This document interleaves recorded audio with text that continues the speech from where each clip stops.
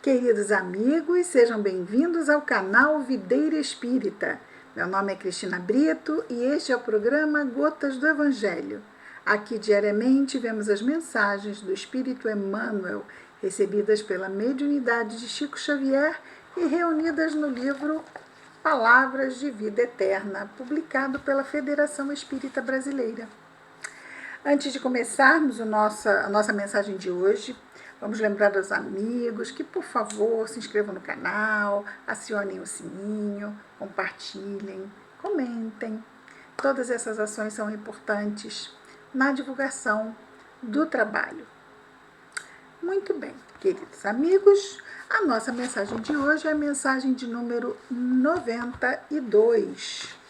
E o título da mensagem é Solidariedade. Solidariedade.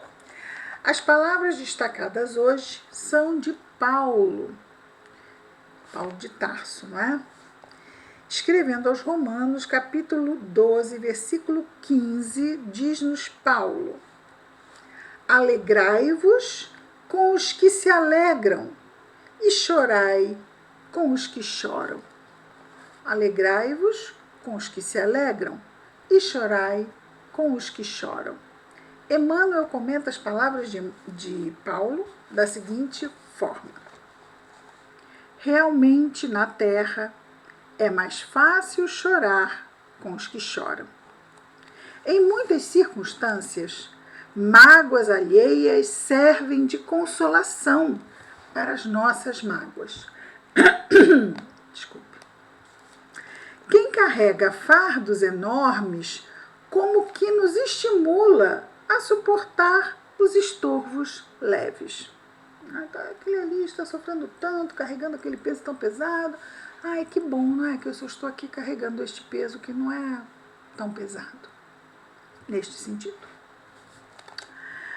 Num desastre qualquer que nos teria colhido, inclinamo-nos comovidamente para as vítimas, guardando muita vez a ilusão de que fomos agraciados por Deus, como se a responsabilidade de moratórias e empréstimos que nos são concedidos pela misericórdia divina dentro da lei fosse para nós regime de favoritismo e exceção. O que será que Emmanuel quer dizer aqui? Muitas vezes existem situações em que somos postos de lado e não passamos pela dificuldade que poderíamos estar passando se não tivéssemos sido tirados daquele contexto e olhamos e pensamos, olha, não é que pensamos, podemos vir a pensar e às vezes nem chega num pensamento, é um sentimento de alívio. Ai, que bom, mas olhemos nós todos. Este alívio é real e é natural, né? Ali uma grande dor e nós até poderíamos estar naquele contexto, mas não estamos e ficamos aliviados. Isto é natural. Mas fomos retirados não por concessão de favoritismo, ou seja, não, Deus me tem melhor conta e por isso me reservou. Não. E Emmanuel aqui é muito claro ao falar de moratória e empréstimo. Moratória e empréstimo são ações da economia. Não são? Desculpe. São ações da economia.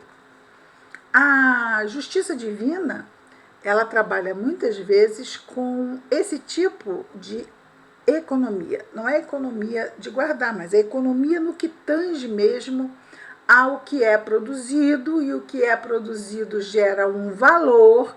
Esses valores da economia são a economia da vida, não é uma economia financeira, é a economia da vida.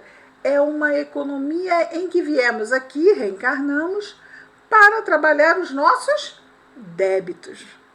Economia. Pensar no balanço, débito, crédito. Transformarmos os nossos débitos em quitações. Nem vou falar em crédito, vou falar em quitação. Ou diminuir o débito. Às vezes não conseguimos quitar, mas diminuímos o débito. Já estamos em bom caminho, porque se não aumentarmos o débito, tudo isso é economia, não é?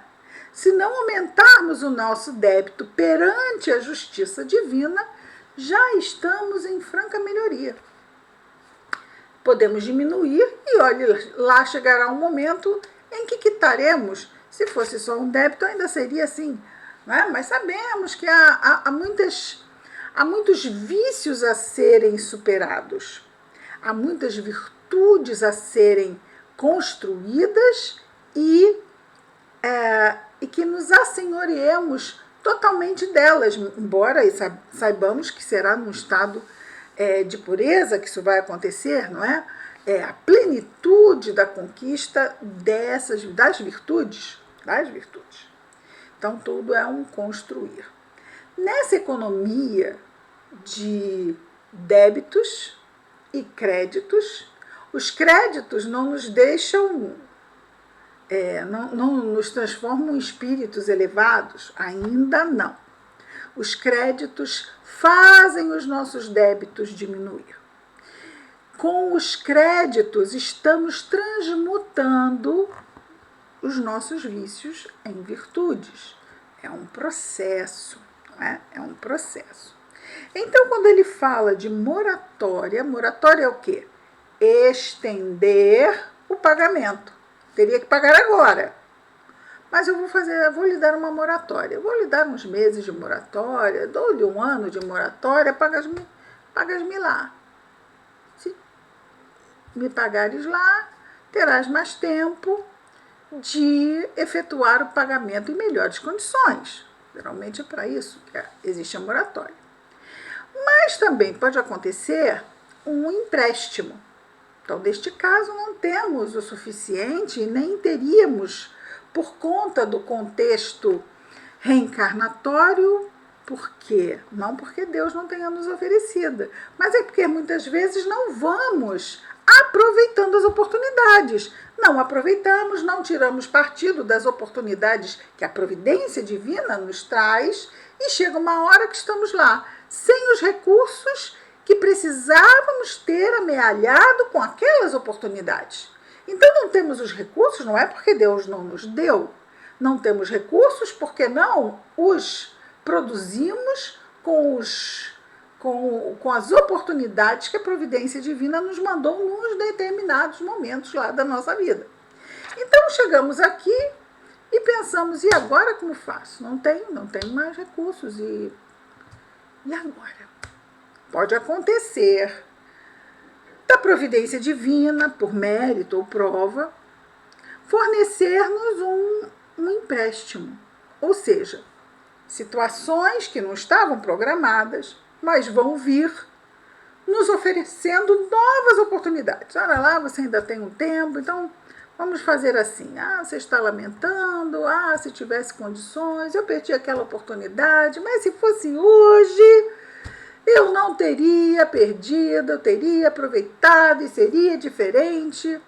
Aí os bons espíritos pedem por nós, o anjo guardião pede por nós. Às vezes não temos mérito suficiente para conseguir esse empréstimo. Temos os nossos fiadores. Economia. E a providência, muitas vezes, sem que sequer nos demos conta, nos libera um empréstimo, nos traz novas oportunidades. Por quê? Porque dissemos, cá muitas vezes conosco mesmo, que se pudéssemos ter uma nova oportunidade, tudo seria diferente. E muitas vezes o empréstimo vem. Então, quando coisas ruins acontecem aos nossos irmãos de humanidade, não é porque sejamos melhores ou estejamos em melhores contas, em melhor conta junto ao Pai, mas é porque existem ações na economia divina que muitas vezes nos favorecem com moratórias, que mesmo aquele que partiu pode ter tido as suas moratórias e os seus empréstimos, porque, vejamos, quem sabe de nós?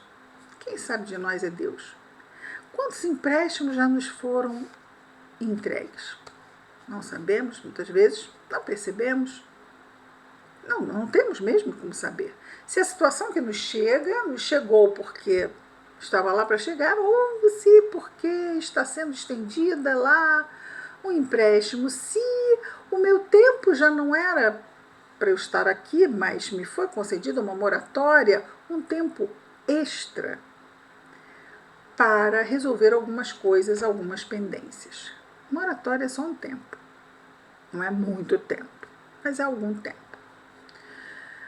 Porque certo é que em algum momento vamos ter que retornar, não é? Ninguém vai ficar aqui para semente, como já bem dizia a minha avózinha. Muito bem. Continua Emmanuel dizendo: ajudar aos que se encontram em provações maiores que as nossas é caridade sublime.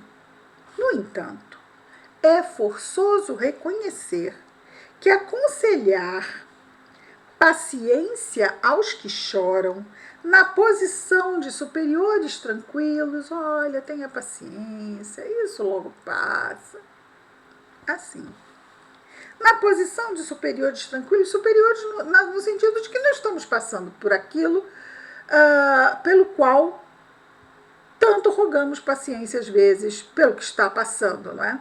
Estamos aqui, do lado de fora. E aí dizemos, olha, você aí que está neste momento doloroso, tenha paciência, vai passar, mas eu mesmo não estou passando por isso. E aí ele diz, aconselhar paciência aos que choram, na posição de superiores tranquilos, é o mesmo que falar à margem de um problema sem estar dentro dele. Com isso, diz Emmanuel, não queremos diminuir o valor da beneficência. De jeito algum. Fazer o bem é obrigação de todo ser humano, não é? Então, podemos estender uma palavra amiga, afetuosa, de bom ânimo para aquele que sofre ao nosso lado, devemos estender. Caridade sublime, ele diz. Sem ela, sem a caridade, nossas mãos se fariam garras de usura e o egoísmo transformaria a terra num manicômio. Desejamos simplesmente, diz-nos o amigo espiritual, afirmar que é mais fácil chorar com os que choram que alegrar-se alguém com os que se alegram. Porquanto, ajudar com o pão ou com a alegria que nos sobram é ato que podemos realizar sem dificuldade. Ao passo que regozijarmos-nos, ou seja, nos alegrarmos com o regozijo dos outros, sem qualquer ponta de inveja ou despeito, é preciso para isso trazermos suficiente amor puro no coração. Um apontamento não tem o tom de advertência, mas teria pelo menos um tom de chamada à atenção. Porque às vezes sentimos coisas e não nos damos conta do que significa o que estamos sentindo. Se uma alegria alheia nos gerar um certo incômodo, e só cada um de nós pode responder por isso, sem que ninguém saiba, podemos nos chamar a atenção. Mas o que é isto? Estás em reserva com a alegria do outro? Este é o momento de nos alegrarmos com o outro? Lembramos bem aqui da passagem do pai e dos dois filhos, conhecida como a parábola do filho pródigo. Na verdade, eram dois filhos, não apenas um. Um era o pródigo, o outro era o egoísta. Quando o filho, que perdeu tudo, toda a herança, e voltou com uma mão atrás e outra à frente, foi acolhido pelo pai, que mandou fazer uma grande festa para o filho que retornava, e encontrou seu outro filho muito amargurado com a festa que o pai fazia, o irmão que retornava totalmente arrasado, o irmão que retornava, e foi lá reclamar com o pai. E o pai disse a ele: meu filho, tu estás comigo, tudo que é meu é teu, mas este teu irmão, que estava perdido, retornou, estava morto e reviveu, estava perdido e foi achado. É importante que nos alegremos e nos regozijemos. Então ele mesmo, Jesus, contando, não é a parábola, de que Deus, nosso Pai, está a nos ensinar como é importante nós estendermos essa solidariedade também nos momentos de alegria. Talvez se fosse para dar apenas um naco de pão e um prato de comida e o pai se mantivesse distante daquele filho que lhe foi tão ingrato, talvez o outro filho, o egoísta, tivesse ficado, ok, isso pode ser. Mas uma festa, como assim? Como nos alegrarmos? E o pai chamou a atenção, sim, é preciso que nos alegremos. Às vezes, a alegria do outro é a conquista de uma virtude. Vemos o outro, e isso também acontece muito, a questão de sentimentos menos nobres, quando muitas vezes alguém lá tenta melhorar como ser humano. E uma outra pessoa que talvez não esteja fazendo os mesmos esforços, não é? Fica meio ressentida, porque muitas vezes, não muitas vezes, não é? Se uma pessoa conseguiu melhorar como ser humano, que esforços ela fez? Isto não foi assim. Isto não foi fácil. Parece, a gente vendo às vezes de fora, que é fácil para o outro. Mas é uma pessoa tão boa, olhe lá, olhe isto, olhe aquilo, mas custa-lhe muito. Não é? Mas é possível para todos nós. Então, adquirir, ou trabalhar, ou melhorar como ser humano, exige muito. E nos alegrarmos diante da melhoria do outro. Podemos nos alegrar, nosso filho, olha, ele venceu uma dificuldade moral, que maravilha, como eu estou feliz. E estender isso também aos desconhecidos, não é? Também aos não tão unidos pelos laços de sangue quanto um filho.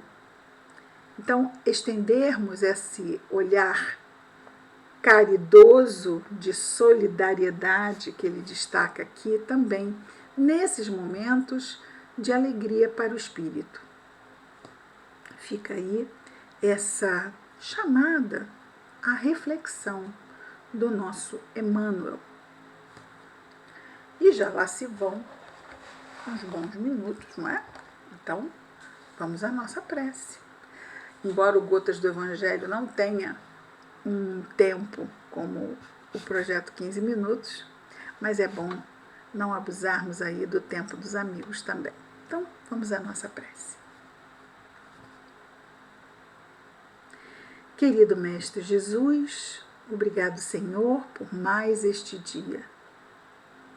Obrigado pelas oportunidades que nos chegam, Senhor, quando muitas vezes podemos até não perceber que são grandes oportunidades, por vezes empréstimos concedidos pela misericórdia divina. Obrigado, Senhor Jesus, por tantas bênçãos.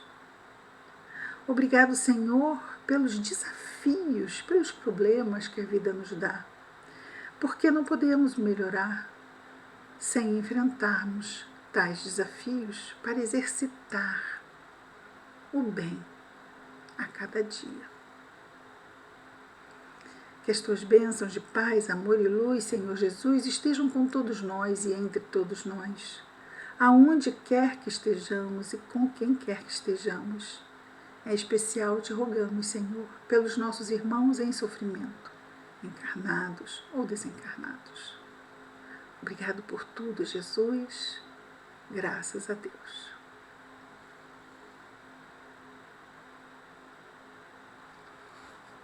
É isso, queridos amigos. Amanhã estaremos de volta com mais um programa Gotas do Evangelho.